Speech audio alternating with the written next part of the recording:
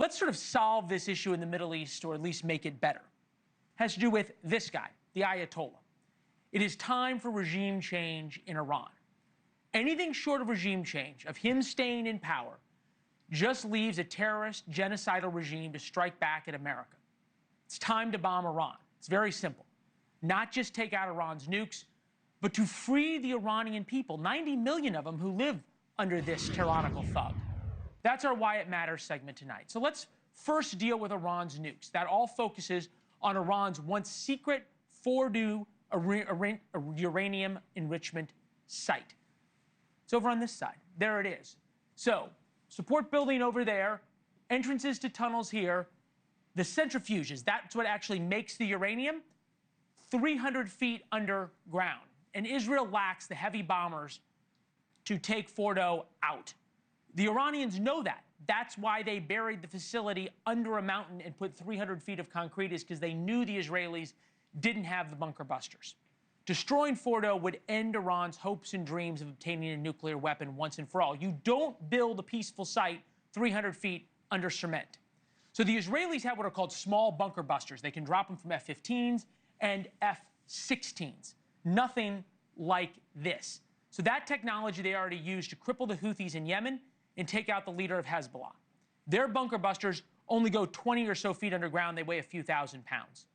So the Israelis could also try and send in special forces on the ground to attack Fordow, but it's a huge risk. So the only way to reach the uranium enrichment facilities is with a B-2 bomber, big stealth bomber, and what this is, GBU-57, called the Massive Ordnance Penetrator, a 30,000-pound bunker buster. The Americans, our military, is the only one that has it. The B-2s are available. And over the weekend, nearly 25 American strategic tankers left the Middle East, and that gives Trump a ton of options. Plus, there is another U.S. carrier battle group headed to the Middle East as well. This is video of the bunker buster, the GBU-57.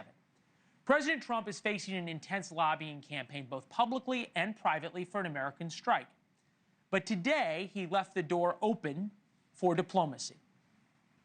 They'd like to talk, but they should have done that before. I had 60 days, and they had 60 days, and on the 61st day, I said, we don't have a deal. They have to make a deal, and it's painful for both parties, but I'd say Iran is not winning this war, and they should talk, and they should talk immediately before it's too late.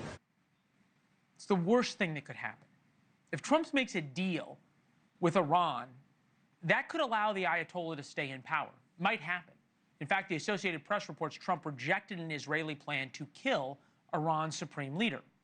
It appears Trump may be hearing advice from the likes of Jonathan Karl at ABC News.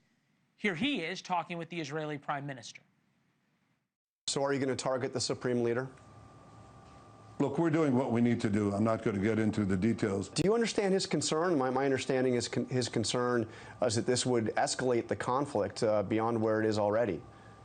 It's not going to escalate the conflict. It's going to end the conflict. Netanyahu's right.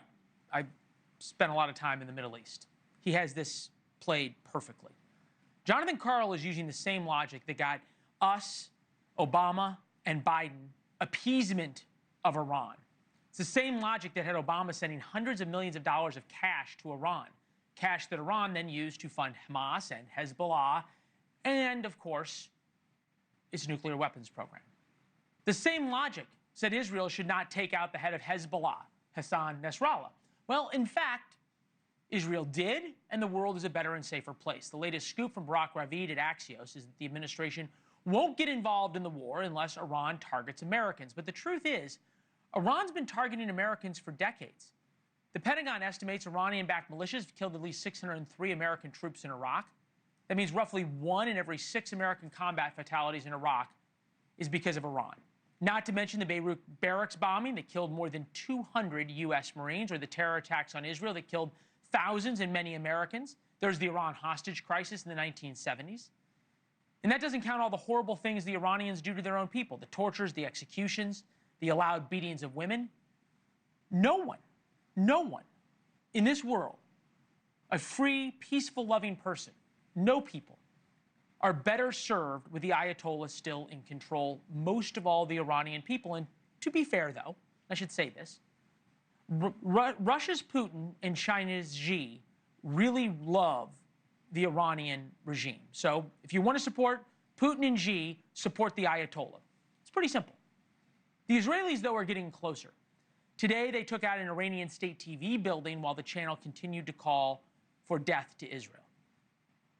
آنچه که ملاحظه کردید، صدایی که شنیدید، فضای غبارآلود استودیو.